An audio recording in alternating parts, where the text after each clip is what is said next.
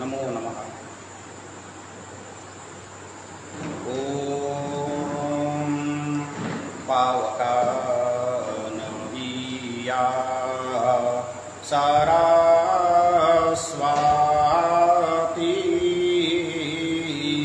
वाजे ध्रुवा चीनायवाती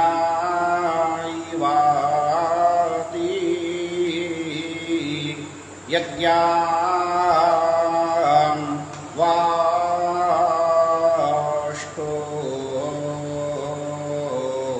औहवा धिया वसु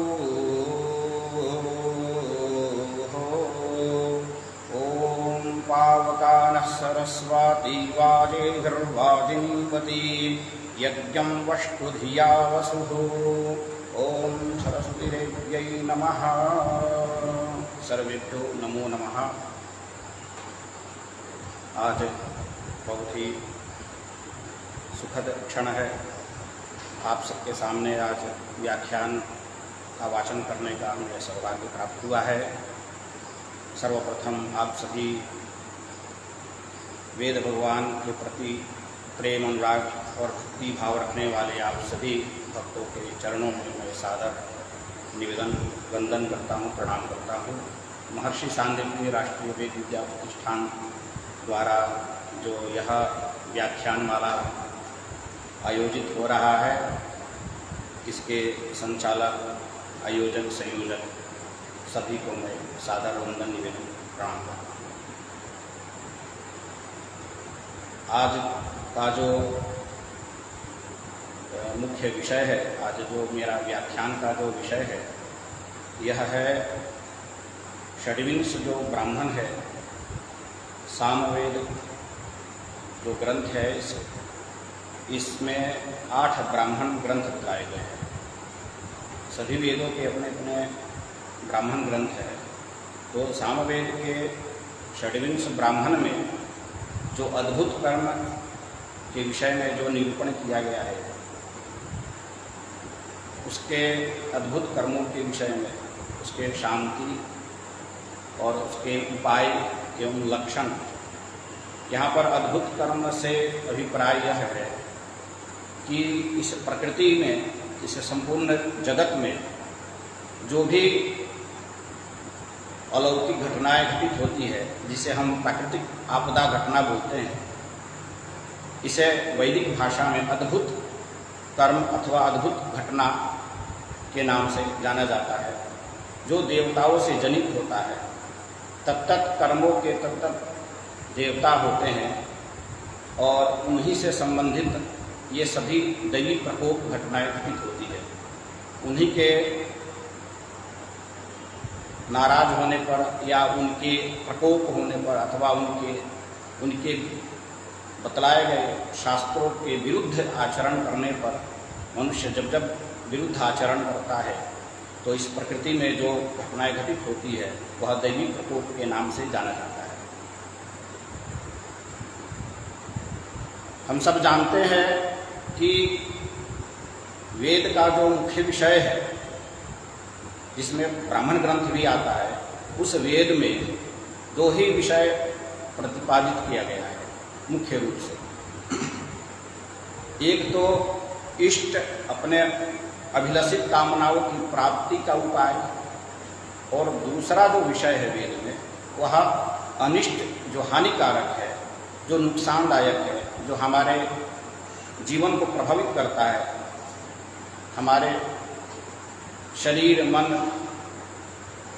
इन सब को प्रभावित करता है, वह है अनिष्ट।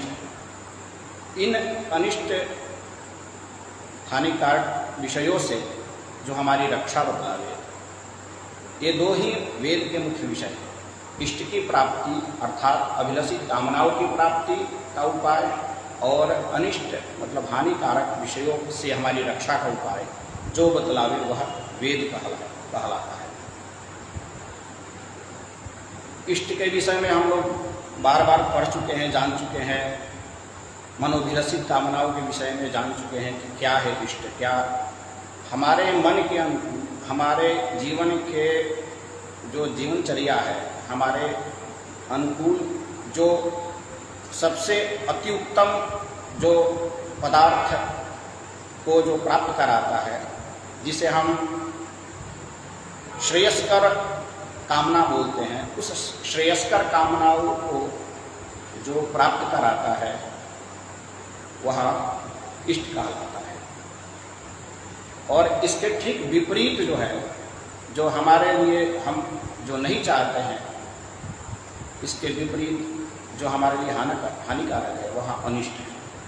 इस जो आज का जो विषय है, इसमें अनिष्ट के ही संबंधित विषयों की चर्चा की जाएगी कि अनिष्ट का जब दैवी प्रकोप अथवा जो किस प्रकार का आपदा संकट हमारे जीवन में जब आता है, तो इसके कारक कौन देवता है, किस कारण से होता है, और इसके उपाय जो वैदिक विधा में जो उपाय बतलाया गया है वो क्या है। इस विषय में सामवेद का जो षड्विंश ब्राह्मण है वो विस्तार से एक एक घटनाओं का जिक्र करते हुए अच्छे से इस विषय का निरूपण करता है और उनसे बचाव और रक्षा का उपाय बतलाता है।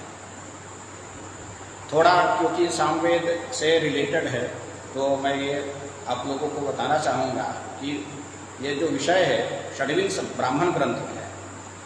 ब्राह्मण ग्रंथ का अभिप्राय क्या है, ब्राह्मण ग्रंथ किसे कहते हैं।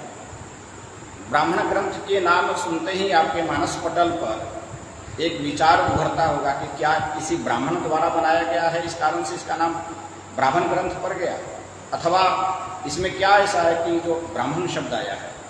यहाँ पर ब्राह्मण शब्द किसी वाची किसी जातिगत अर्थ में नहीं है, किसी जाति के विशेष वाचक अर्थ में नहीं है, अपितु जिस ज्ञान ग्रंथ के द्वारा ब्रह्म को जाना जाए, ईश्वर को जाना जाए, इस प्रकार ब्रह्म को बतलाने वाला जो ग्रंथ है वो ब्राह्मण ग्रंथ कहलाता है। इससे स्पष्ट होता है कि इस ग्रंथ का ब्राह्मण जाति से कोई लेना देना नहीं है। इस ग्रंथ के द्वारा ब्रह्म ईश्वर के स्वरूप का निरूपण किया जाता है, इस कारण से इसे हम ब्राह्मण ग्रंथ कहते हैं।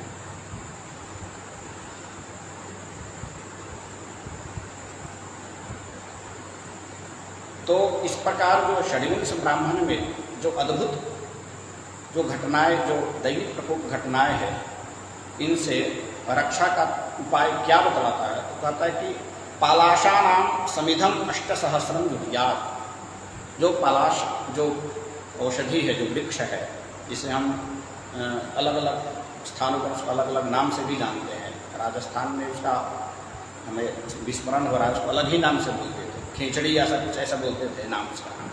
इधर पलाश बोलते हैं। उसका भी लाल लाल फूल भी निकलता है इसमें गर्मी के दिनों में। उसके 1008 उसके संविधा जो है बना करके उससे आहुति का विधान बताया गया है। अब हम थोड़ा सा निरूपण ये करेंगे कि सामवेद के जो षड्विंश ब्राह्मण है, इसके अलावा सामवेद में और कितने भी ब्राह्मण हैं, अथवा सभी वेदों के ब्राह्मण ग्रंथ जो होते हैं वो क्या है। तो इसके लिए आप सब जानते हैं कि जो ऋग्वेद का जो ब्राह्मण ग्रंथ है वो ऐतरेय ब्राह्मण ग्रंथ है और शंखायन ब्राह्मण ग्रंथ कहलाता है। ऋग्वेद का शुक्ल यजुर्वेद माध्यान्ह शाखा एवं कानु शाखा का जो ब्राह्मण ग्रंथ है वह शतपथ ब्राह्मण ग्रंथ है। शतपथ इसलिए कि इसमें 100 अध्याय है, इस कारण से इसका शतपथ नाम है। और कृष्ण यजुर्वेद का जो ब्राह्मण ग्रंथ है वह तैत्तरीय ब्राह्मण ग्रंथ है। तैत्तरीय ऋषि के द्वारा प्रणीत होने के कारण से इसका नाम तैत्तरीय ब्राह्मण। और सामवेद में 8 ब्राह्मण ग्रंथ उपलब्ध होते हैं। सभी वेदों में एक एक ही ब्राह्मण ग्रंथ है।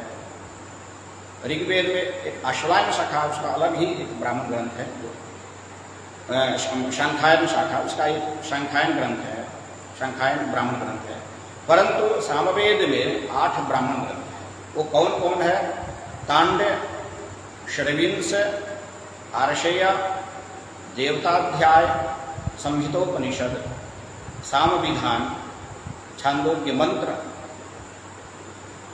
और वंश ब्राह्मण। इस प्रकार सामवेद में 8 ब्राह्मण ग्रंथ हैं। सामवेद में के 3 शाखा है, आप सब जानते हैं, कौथुम, राणायणी और जैमिनी। तो कौथुम और राणायणी शाखा के लिए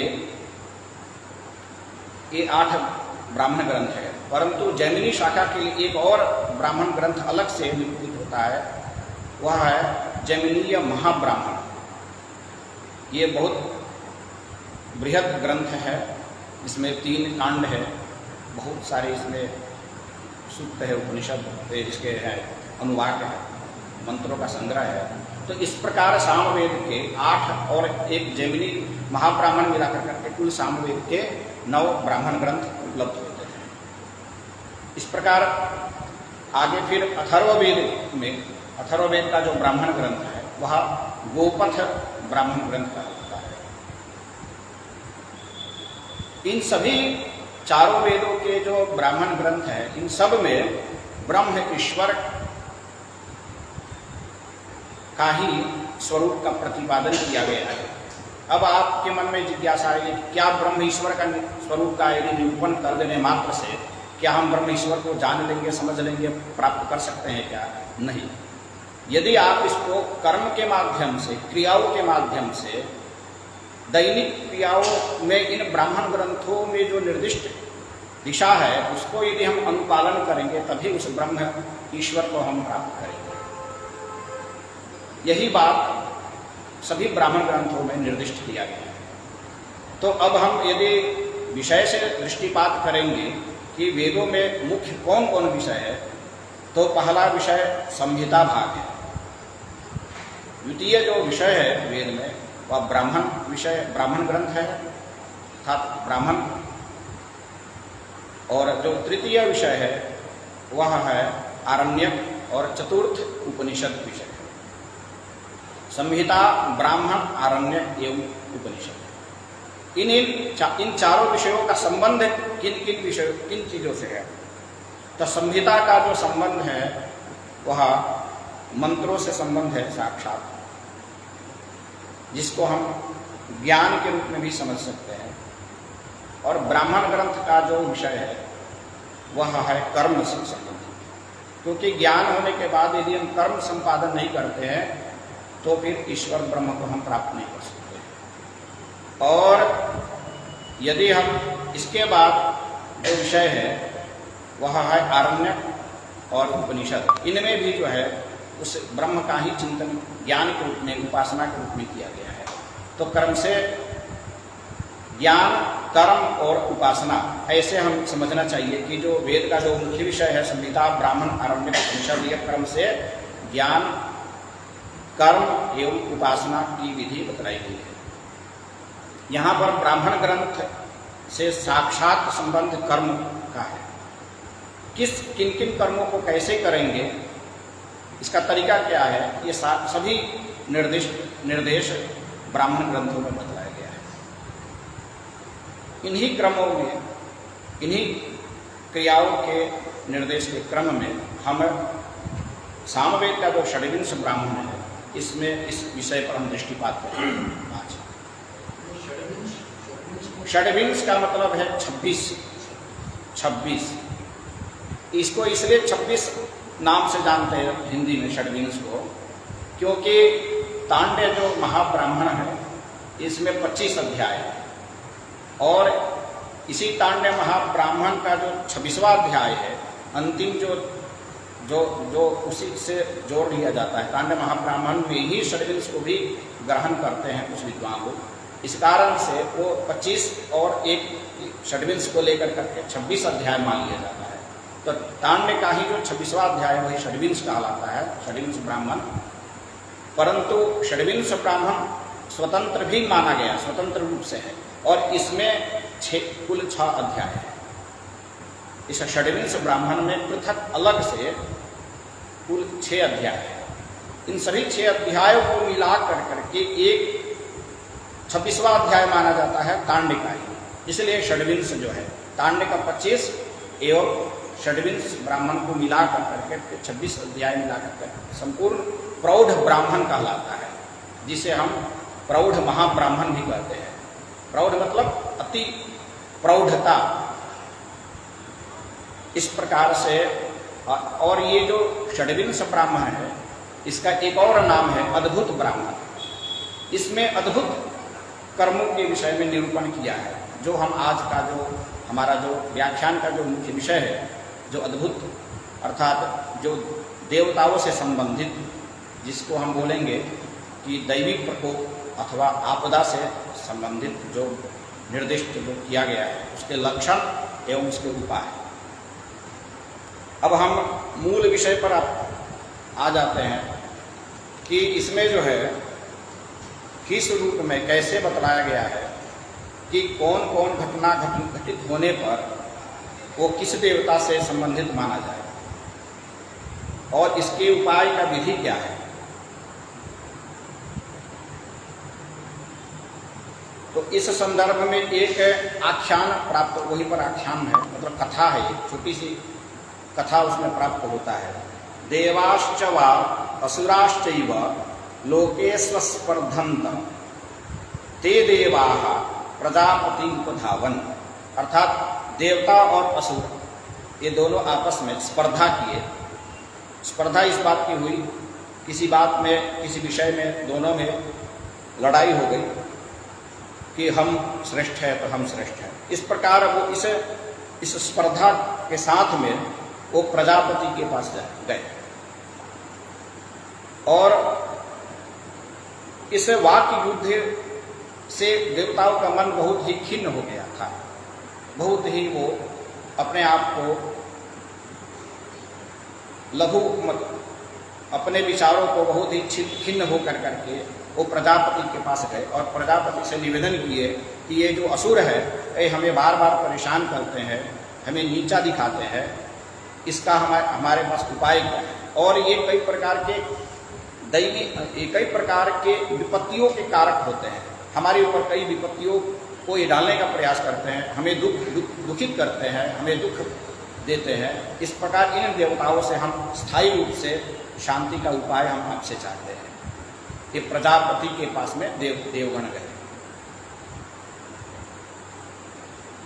तेभ्य एतां देवीं शांतिं प्रायच्छत्। इस प्रकार से प्रजापति ने उनको, उन देवताओं के लिए जो शांति का जो उपाय बतलाए, वही शांति उपाय, वही जो घटना और जो आपदाओं से संबंधित इनमें विषयों का निरूपण किया जाएगा आगे चलकर।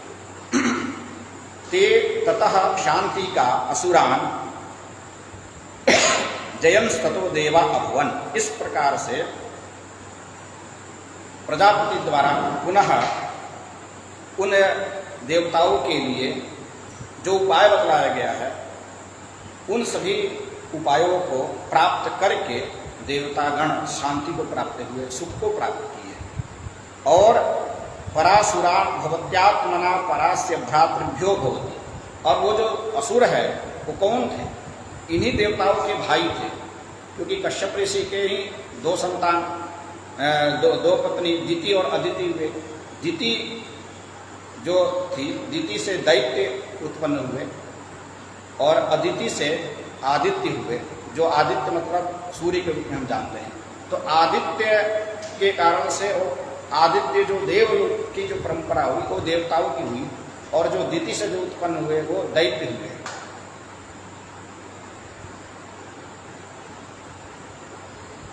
और इनमें देवताओं का जन्म कब हुआ और असुरों का जन्म कब हुआ, इस विषय में भी जो है, इसमें षड्विंश ब्राह्मण में एक जगह मैं जब अध्ययन कर रहा था तो हमें प्राप्त हुआ है कि देवताओं का जन्म दिन काल में हुआ, दिन में हुआ। इसलिए इस कारण से दिवस दिन में होने के कारण से उन्हें देवता कहलाया, वे देवता कहलाए।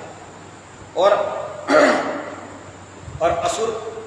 असुरों का जन्म कब हुआ, तो वो रात्रि में उनका जन्म हुआ है। तो रात्रि में जन्म होने के कारण से वो असुर कहलाए।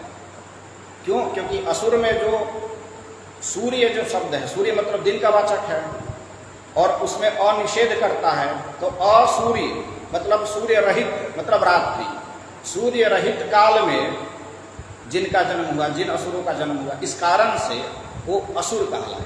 असूर्य, असूर्य मतलब असुर, ऐसा कर करके वहाँ पर निरूपण किया गया है। षड्विंश ब्राह्मण के चतुर्थ या पंचम अध्याय में है, ऐसा मैं अध्ययन करा था, इसको मैंने देखा सीखा। अब इसके लिए क्या इसका विस्तार से निरूपण किया गया है दैवी प्रकोप, तो कहता है कि इनमें कौन कौन देवताओं से कौन कौन कार्य संपादित होते हैं, घटनाएं जो घटित होती है, तो इसके प्रमुख कौन कौन देवता है, तो कहता है कि 8 प्रमुख देवता है। ऐन्द्र, याम्य, वारुण, धानद, आग्नेय, वायव्य, सौम्य, वैष्णव्ये अष्टौ। ऐसा इस प्रकार से बतला रहा है कि इंद्र देवता के कारण से, यम देवता के कारण से, वरुण देवता, धन मतलब कुबेर देवता, अग्नि देवता, वायु देवता, सोम देवता और विष्णु देवता, इन 8 देवताओं के प्रकोप के कारण से, क्रुद्ध होने के कारण से इस संसार में जो प्रमुख घटनाएं जो घटित होती है, इंद्र देवता, यम देवता, वरुण, धनद कुबेर, जिनको वैश्रवण भी बोलते हैं, अग्नि देवता, वायु देवता, सोम देवता और विष्णु देवता। इस प्रकार से 8 देवताओं से ये जो भी दैवी प्रकोप घटना घटित होती है, इनके ये प्रमुख कारक अथवा जनक भी समझेंगे, या इनके प्रकोप के कारण से ही होता है। वैश्रवण बोलते हैं धनद को, कुबेर, हाँ वैश्रवण कुबेर को बोलते हैं, इसको धनद भी बोलते हैं।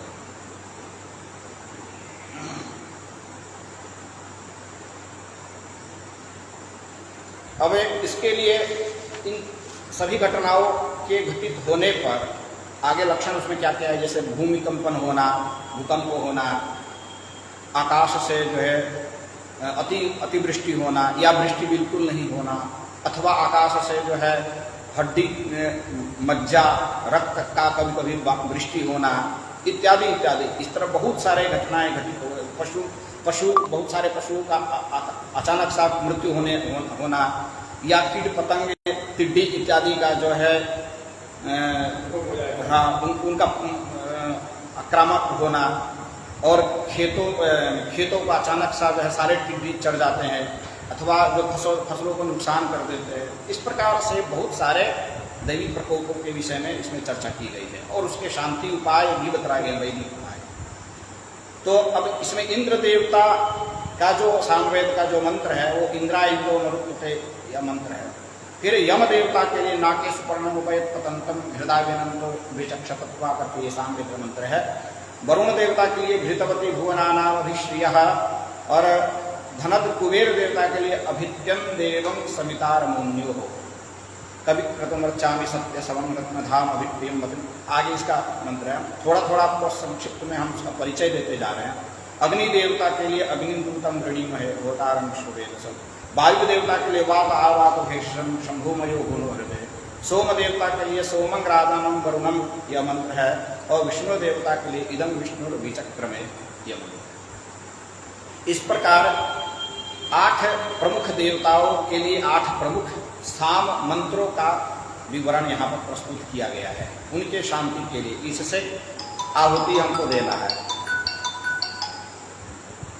इन मंत्रों से हमें आहुति प्रदान करना है, जिस कारण से ऐसी घटना घटित होने पर तुरंत ही शांति, मतलब बिल्कुल शांति प्राप्त हो जाएगा, और किसी प्रकार का कोई किसी को नुकसान नहीं होगा, ऐसा उपाय बताया गया है।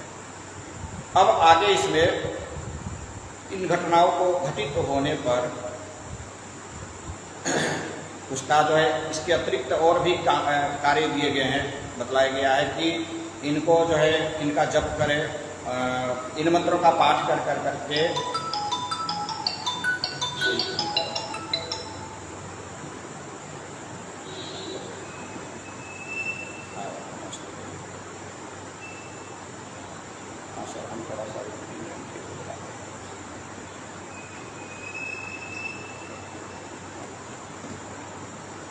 तो इस प्रकार से जो है ये साम 8 देवताओं के लिए 8 साम मंत्र बतलाए गए हैं। और हम प्रारंभ करते हैं सर्वप्रथम इंद्र देवता से। इंद्र देवता से जो संबंधित जो दैवी प्रकोप घटनाएं हैं वो क्या क्या है। तो कहता है कि यदि किसी मनुष्य के द्वारा, पहले इसका जो संस्कृत में जो इसका जो बतलाया गया है षड्विंश ब्राह्मण को आपको हम पढ़ के सुनाते हैं।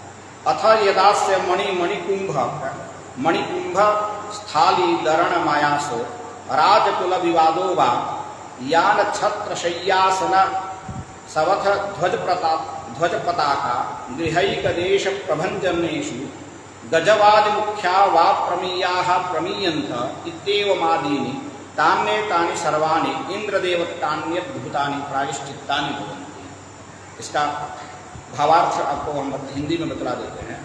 यदि किसी मानव के द्वारा, मनुष्य के द्वारा, वो किसी पहले के समय में राजा के यहाँ लोग प्रायशः राजकुलों में रहते थे, उन्हीं के परिवार से जुड़े रहते थे। तो वहाँ यदि रहते हुए अथवा अपने घर में रहते हुए यदि किसी पुरुष के द्वारा या किसी स्त्री के द्वारा यदि मृत भांड मतलब मिट्टी के घड़ा यदि फूट जाए अथवा आभूषण उसके द्वारा फूट जाए या रत्न आभूषण स्वर्ण या कोई भी किसी प्रकार का आभूषण यदि हाथ से फूट जाए, गिर जाए, नष्ट हो जाए या चोरी हो जाए, इस प्रकार के घटना हो अथवा इस प्रकार के राज कुलों में आपके द्वारा यदि कोई घटना चोरी हो जाए, कोई घटना घटित हो जाए, यदि राजा का कोई मृत भांड या बड़ा घड़ा या सुवर्ण का घड़ा यदि आपसे यदि फूट जाए अथवा शीशे का कोई हो वो आपके हाथ से यदि फूट जाए और आपको भय हो जाए कि हाँ राजा हमको इसके लिए मृत्यु दंड दे सकता है, तो और भी इसमें घटनाओं के लक्षण बतलाए गए हैं। किसी प्रकार से राजा से आपका किसी विषय में विवाद हो जाए अथवा यान जो आपका जो रथ है यान टूट जाए, उसके छत्र जो ऊपर जो छाता है यान का जो रथ के ऊपर का वो छाता यदि खंडित हो जाए, शैया जो आप जिस शैया पर सो रहे हैं वो यदि शैया टूट जाए अथवा खंडित हो जाए, आसन जिस आसन पर आप बैठते हैं वो आसन किसी प्रकार से यदि नष्ट हो जाए, टूट जाए या खंडित हो जाए, अथवा ध्वज पताका भी, हाथी घोड़े और घर, इन सभी वस्तुओं का यदि किसी प्रकार से यदि क्षति नुकसान हो जाए, इन सभी राजा से संबंधित सभी प्रकार के नुकसानों विपत्तियों के साथ समस्त जो कारक है वह इंद्र देवता है। क्योंकि इंद्र जो है स्वयं सभी देवताओं का राजा है। तो हमारे जीवन में भी यदि किसी राजघरानों से अथवा राजकुल से अथवा मंत्रियों से अथवा किसी जो राज शासन जो देखते हैं उनके परिवार से कोई विवाद हो जाए किसी प्रकार का आपका, अथवा आपके अपने घर में ही घर के मुखिया जो राजा के तद्वत माना जाता है उससे उनसे भी आपका विवाद हो जाए, अथवा आप कहीं नौकरी कर रहे हैं, नौकरी करने व्यापार कर रहे हैं और उसमें जो प्रमुख है जो राज सदृश हम उसको सम्मान देते मान देते हैं, उससे यदि आपका विवाद हो जाए, ऑफिस में कार्यालय में अपने बॉस से यदि आपका कोई विवाद हो जाए और आपके व्यापार नौकरी में कोई बाधा आने की संभावना उत्पन्न हो रहा हो, तो इस सब का कारक जो है, इन सब दैवी प्रकोप का जो मुख्य संबंध कारक वह है इंद्र देवता। इसलिए इस इंद्र देवता के लिए उनके शांति के लिए वैदिक इसमें होम विधान बताया गया है। क्या करे कैसे करे, तो कहता है कि सामवेद का मंत्र है,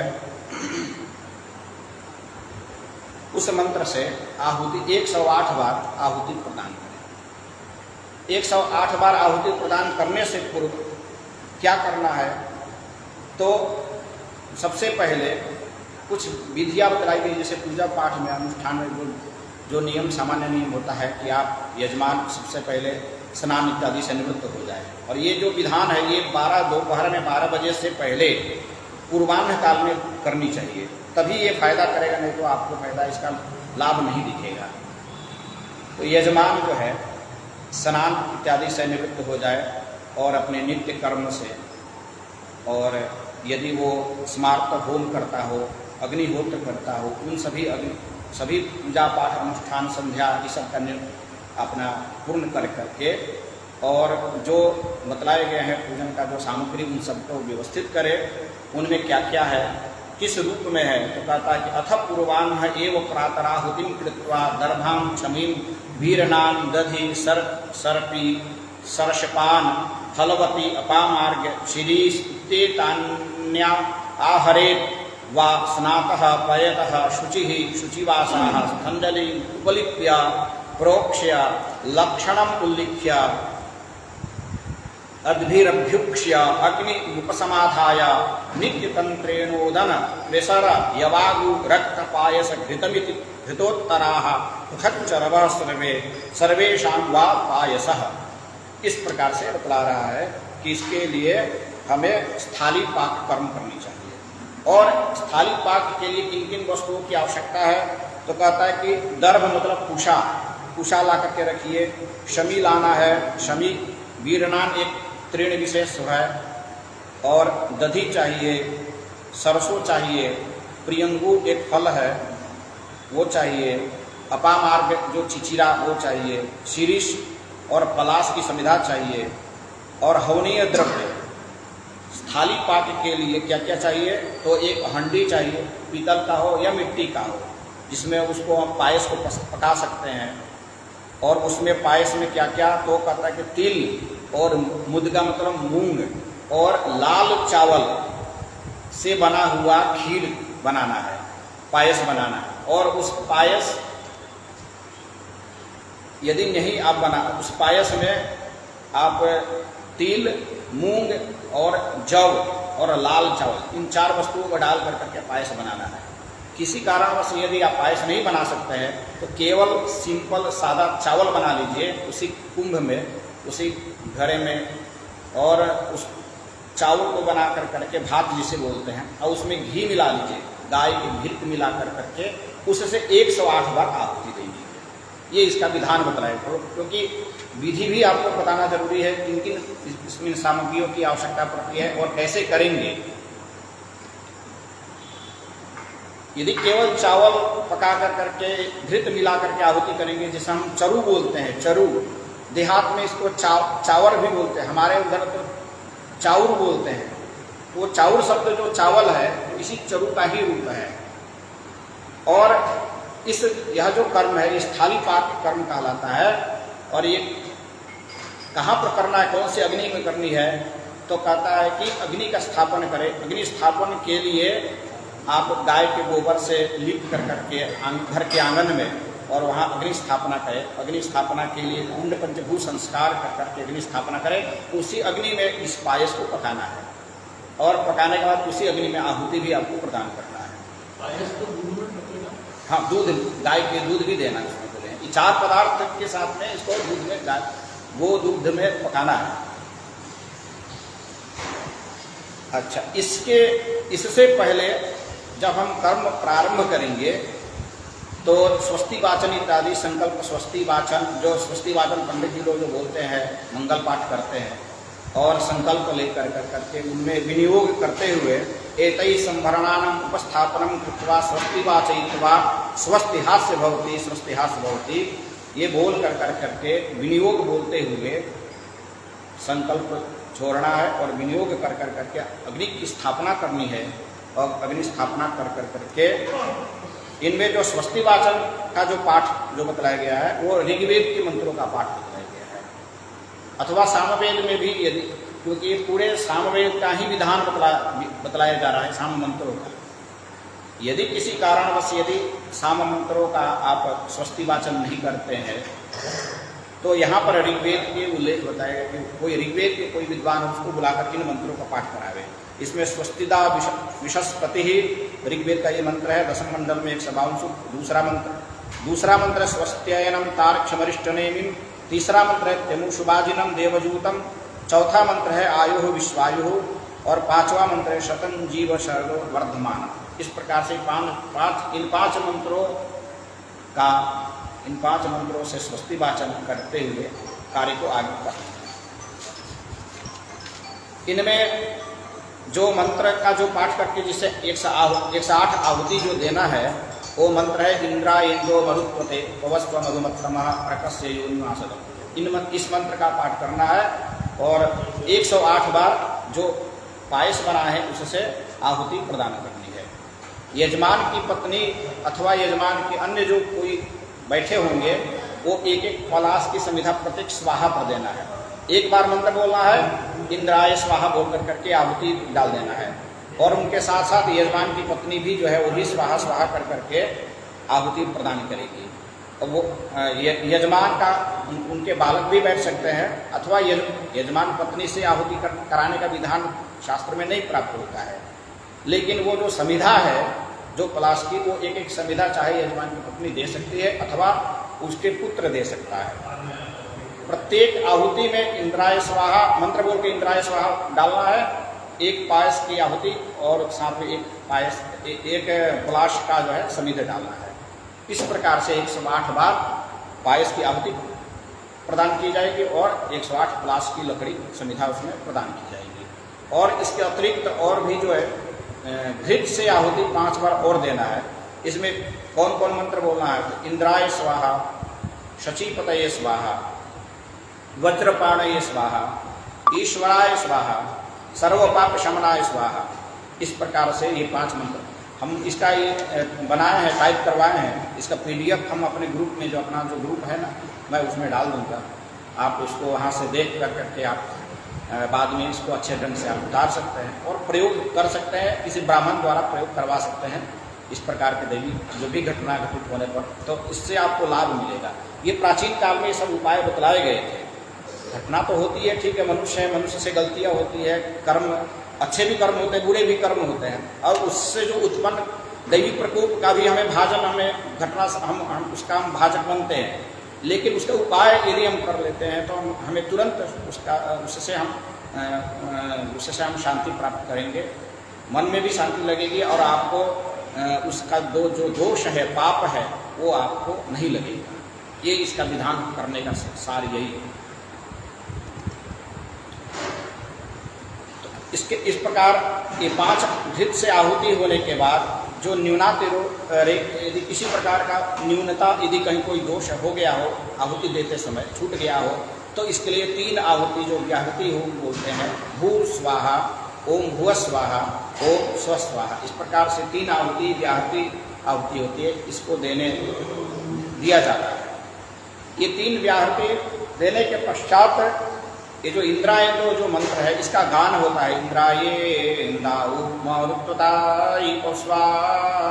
इस प्रकार से इसका गान मंत्र है, उसका पाठ एक बार कम से कम एक बार करें अथवा ब्राह्मण द्वारा यथेच्छ आप 108 भी कराना चाहते तो करा सकते हैं, लेकिन कम से कम एक बार तो जरूर ही गान मंत्र का पाठ करनी चाहिए। और इसके पश्चात पुनः स्वस्ति वाचन जैसे पहले हुआ था उस स्वस्ति मंगल पाठ करके ब्राह्मण भोजन इत्यादि जो भी दान दक्षिणा देकर कार्य का समापन करना चाहिए यदि इस प्रकार के दैवी घटना घटित होने की। अब आगे जो है, अच्छा, ये जो इंद्र देवता से जो रिलेटेड जो घटना होता है ये प्रायशः पूर्व दिशा को बतला रहा है कि पूर्व दिशा में ही ये घटना घटित होती है प्रायशः, क्योंकि ये इंद्र देवता का जो दिशा है वो पूर्व दिशा है। तो पूर्व दिशा को मान करके अनुवर्तन करते हुए ये घटना घटित होती है इंद्र देवता। अब दक्षिण दिशा को मान करके जो घटना घटित होने का जो है और इसके जो स्वामी कौन है इसके कारण से होता है, तो कहता है कि इसके यम देवता से संबंधित दैवी प्रकोप क्या है, इसके विषय में बतला रहा है। दूसरा जो है आपका द्वितीय जो दैवी प्रकोप है वो यम देवता से संबंधित है और वो ये दक्षिण दिशा को मान करके प्रमुख रूप से ये घटना घटित होती है। इसमें क्या क्या है, तो कहता कि अथ यदास्य प्रजायां पशु शरीरे वारिष्टानि प्रादुर्भवन्ति व्याधयो वा अनेक विधा अतिस्वप्न अस्वप्न अतिभोजन अभोजन आलस्यम व्रण अजीर्ण व्रणम अजीर्ण निद्रा जागरण इत्येवमादीनि तान्येतानि सर्वाणि यमदेवतानि अद्भुतानि प्रायश्चित्तानि भवन्ति। इसमें क्या क्या है, तो कहता है कि जब लोगों के शरीर में अथवा आपके पशुओं के जो शरीर में नाना प्रकार के व्याधि उत्पन्न होने लगे और बुखार से ग्रसित हो जाए, अति स्वप्न मतलब बहुत ज़्यादा प्रतिदिन स्वप्न देखता है और बुरे स्वप्न देखता है और बहुत ही स्वप्न में अपने आप को बहुत ही मतलब दुखित पाता है, इस प्रकार के घटना घटित हो, अथवा नींद बिल्कुल नींद नहीं आ रहा हो।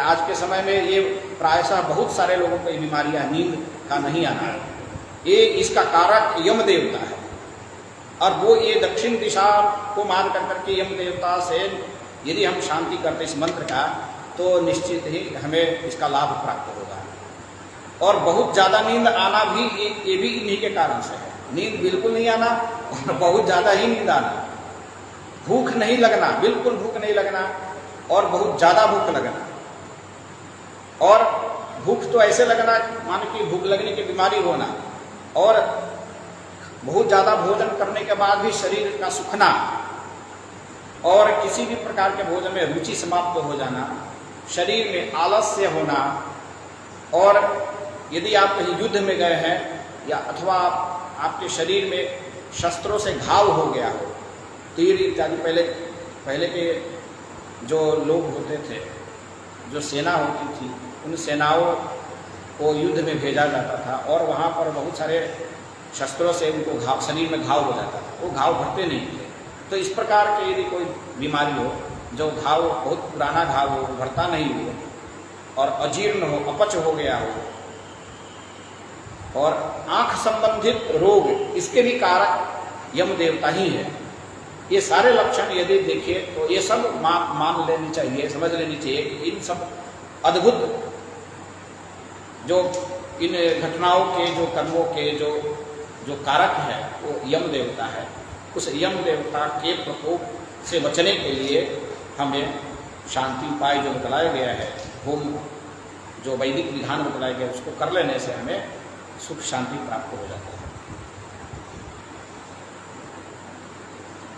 इसमें भी जो पहले जो विधान बतलाया गया है वो सारे विधान को करते हुए क्या क्या यजमान सारे वस्तु जो हवन सामग्री इत्यादि सब कुछ लाएगा, थाली पाक कर्म करेगा जैसे पहले बताया गया है, और अग्नि स्थापना कर करके जो चरु ये पायस चरु का निर्माण करेगा,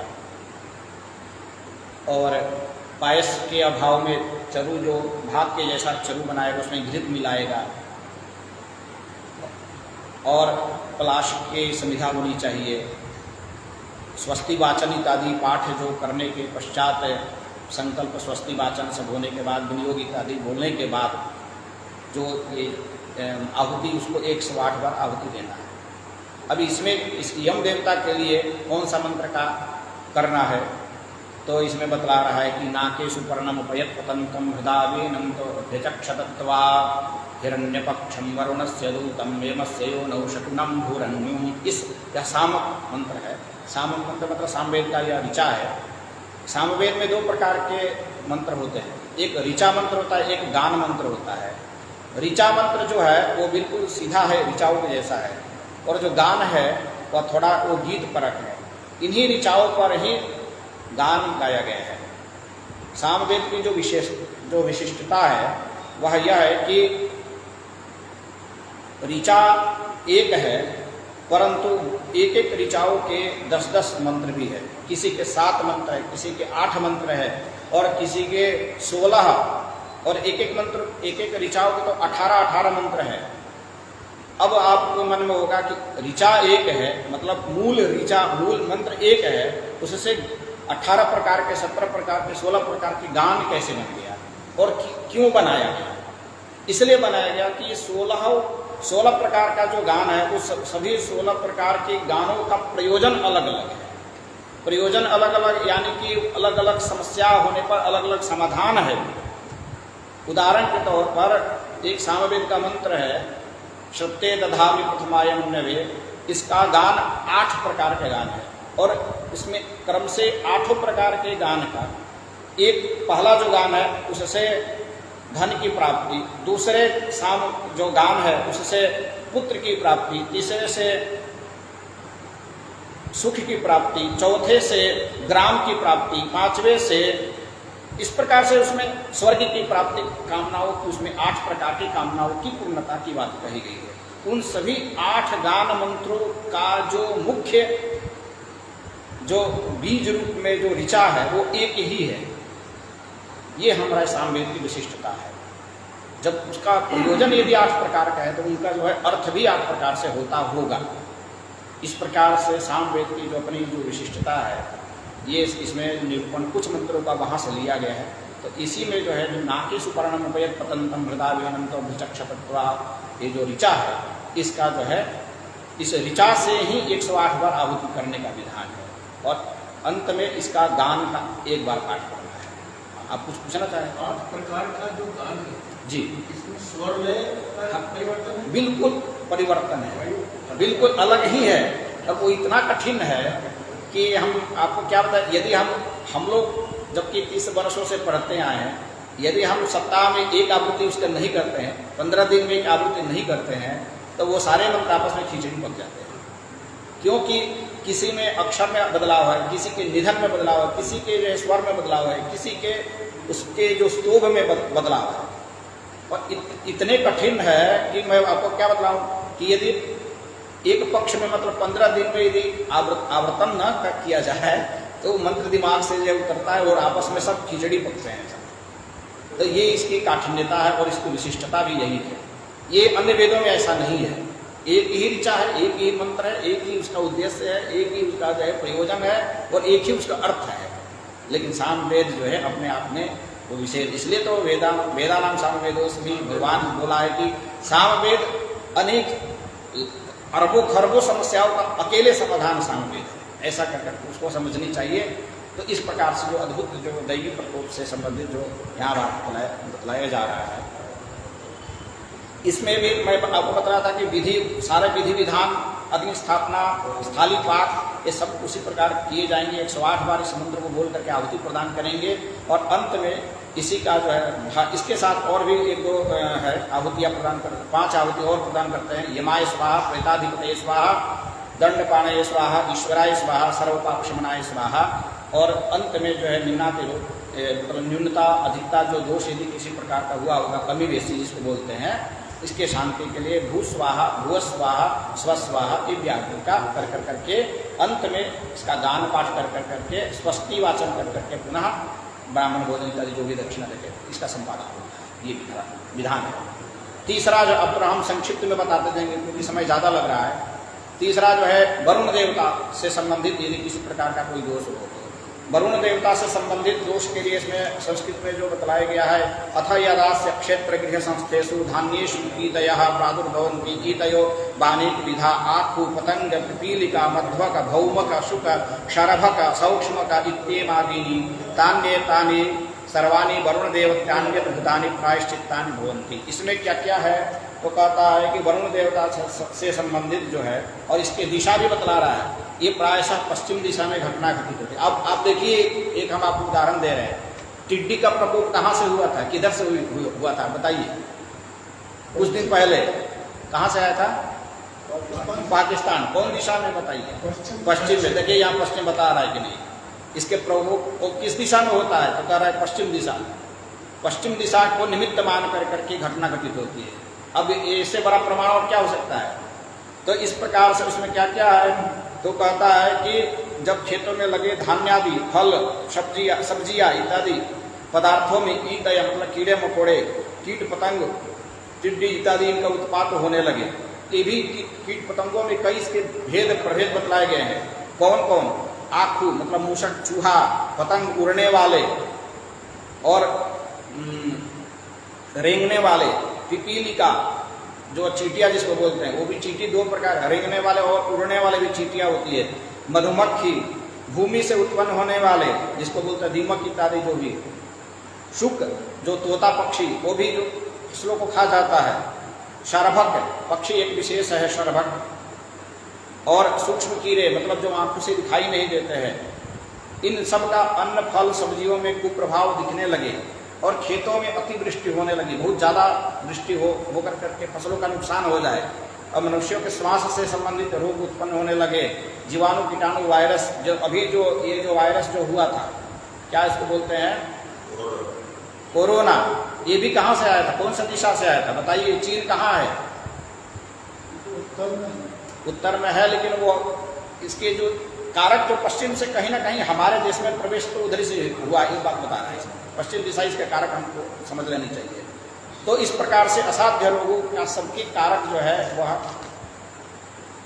इसके वरुण देवता के कारण से। वरुण देवता मतलब वरुण के किस कारण से? जल है ना, जल के कारण से, कहीं ना कहीं जल दूषित होने के कारण से, या अपने देश का जल दूषित हो गया, अन्य किसी दूसरे देश का जल दूषित हो गया हो, तो इस प्रकार से इसके प्रमुख कारक वरुण देवता है। इसके लिए शांति करने का जो मंत्र बतलाया गया है, सभी विधि विधान पहले जैसा पूर्वक होगा, स्थाली पाक निर्माण इत्यादि, स्वस्ति वाचन इत्यादि कर करके, और घृतवती भुवना नाम अभिश्रियोर्वी पृथ्वी मधुभे सुपेक्षा द्यावा पृथ्वी वरुणस्य धर्मना विष्कभिते अजरे भूरी रे तथा, ये जो ऋचा मंत्र है इससे 108 बार आहुति प्रदान करेंगे, और इसके साथ में 5 बार घृत से आहुति प्रदान करेंगे। वरुणाय स्वाहा, अपाम पतये स्वाहा, पाशपाणये स्वाहा, ईश्वराय स्वाहा, सर्वपापशमनाय स्वाहा। और न्यूनाति दोष के लिए 3 बार भू स्वाहा, भू स्वाहा, सुस्वाहा, वही रिपीट उसी विधान को आवर्तन होता है। अंत में इस ऋचा का गान मंत्र पाठ होता है, और फिर जो है शांति पाठ कर करके कार्य का समापन होता है। अब आगे इसके बाद जो है वैश्रवण मतलब कुबेर देवता से संबंधित, इसमें क्या क्या है, इसमें क्या क्या घटना घटित होने पर इसका लक्षण समझना चाहिए कुबेर धन देवता का। तो कहता है कि किसी पुरुष का सुवर्ण, सोने अथवा वस्त्र, इन सब का यदि चोरी हो जाए, उससे यदि वियोग हो जाए, और व्यापार में नुकसान हो जाए, जो पहले भी बात बतलाया, और व्यापार में अचानक सा कोई उत्पात हो जाए, विपत्ति आ जाए, अथवा घर में महिला अथवा पुरुष को भूत प्रेत इत्यादि का दर्शन हो जाए, नहीं कोई कहता है कि हमें भूत दिख गया, इसके भी जो है किसी देवता के कारण से होता है। और अपने ही मित्र जो है शत्रु बन गया, कल तक मित्र था, अचानक से शत्रु हो गया। घर के ऊपर कौआ, गीध इत्यादि इनका बैठ जाना, ये भी अच्छा नहीं माना जाता है। हाँ, जो गीध पक्षी एक होता है, गिद्ध, जो मांस इत्यादि खाता है, ये बैठ जाता है। यदि घर के ऊपर यदि बैठ जाए ना, तो भी जो है अच्छा नहीं माना, शुभ नहीं माना जाता है। उस घर को लोग छोड़ देते हैं अथवा उसकी शांति करवाते हैं। और घर में अनेक प्रकार के दुखों का उत्पत्ति होना, घर में दीमक इत्यादि निकल जाना, और अचानक सा घर के दरवाजे पर दीमक इत्यादि ये सब इनका जो है उत्पात होना, और विषैले कीट पतंग, लाल मक्खी जिसको बोलते हैं, वो जो छत्रक बनाता है ना, छाता लाल, जो मधुमक्खी लाल वाला होता है, पीला होता है, क्या बोलते हैं उसको? हाँ, ततैया। हाँ, इसका यदि आपको घर पर यदि लगा दिया, छाता लगा दिया बच्चों को, इसका जो बार बार यदि कोई डंस ले, काट ले, तो इस प्रकार के जो, और अथवा मधुमक्खी का छत्ता लगना और वो अचानक सा गायब हो जाना, मतलब लगना तो अच्छा है लेकिन गायब होना, इसमें बता रहा है कि ये दैवी प्रकोप घटना है इत्यादि। इस प्रकार के जो ये दैवी प्रकोपों के रक्षा के लिए इसमें बतलाया है, जो रक्षा होता है। दिशा कौन सी है? इसके दिशा जो है इसमें शायद नहीं है। हाँ, उत्तर दिशा है। हाँ। इस प्रकार से मतलब घर के उत्तर दिशा में भी इस प्रकार के प्रकोप दिखे तो समझ लेनी चाहिए कि ये इसके जो मुख्य जो कारक देवता है वो कुबेर देवता है। इसीलिए लोग कहता है, आप लोग देखिए कि घर में यदि छत्ता लग जाता है ना, तो बोलते हैं लक्ष्मी आने वाली, बोलते हैं ना, हम तो सुने हैं। अब उससे कहीं ना कहीं एक समय था कि ये सब सारे चीज़ जो है ना हमारे दैनिक जीवन में हमारे कहीं ना कहीं ये घटना घटित होते थे, और वो धीरे धीरे ये समाप्त हो गए। कभी किसी के कान से किसी के मुख से ये अपने कान में ही बात आ जाती है कि हाँ, यदि मधुमक्खी का छत्ता लगना ये लक्ष्मी का आगमन है, ऐसा लोग बताते हैं। तो कुछ कुछ तो विषय से मिलते जुलते हो रहे हैं। ये धीरे धीरे ये विद्या जो है ये समाप्त हो गई है, लेकिन हमको इसको जान कर करके इसका लाभ हमको उठाने से इसमें हानि क्या है? क्या लगेगा? थोड़ी सा कुछ पैसे लगेंगे, कुछ आहुतियाँ होगी, कुछ समय लगेगा। यदि इतने कर लेने मात्र से यदि हमें बहुत ही शांति प्राप्त होता है तो करने में ठीक है। और आगे इसका जो विधि है, इसमें मंत्र का जो जिस मंत्र से पाठ करेंगे, आहुति करेंगे, अभित्यन देवं सवितार मोन्यो कविकृतम रचामि सत्यसमं रत्नधाम अभिप्रियम मति ऊर्ध्वा यस्य मतिर्भा अधितुत सवीमनि हिरण्यपान हिरण्यमीत सुकृत कृपास्वः। ये सामवेद का जो ऋचा है, इसका पाठ कर करके 108 बार आहुति प्रदान करें। इसके साथ में 5 बार और घृत से आहुति प्रदान करें। वैश्रवणाय स्वाहा, यक्षाधिपतये स्वाहा, हिरण्यपाणाय स्वाहा, ईश्वराय स्वाहा, सर्व पाप शमनाय स्वाहा। और अंत में 3 बार आहुति भू स्वाहा, भू स्वाहा, स्व स्वाहा। और अभित्यन देवं सवितार मोन्यो, ये जो मंत्र है इसका गान जो है अभित्यन देवं सवितार, इस मंत्र का पाठ करें। इससे आपके घर में जो इस प्रकार से जो भी इन विषैले जीवों का जो कुप्रभाव से आप रक्षित होंगे और शांति प्राप्त होगा। अब इसके बाद 5वां जो है 8 कुल देवता है, जिसमें से 5वां का बता रहे हैं अग्नि देवता।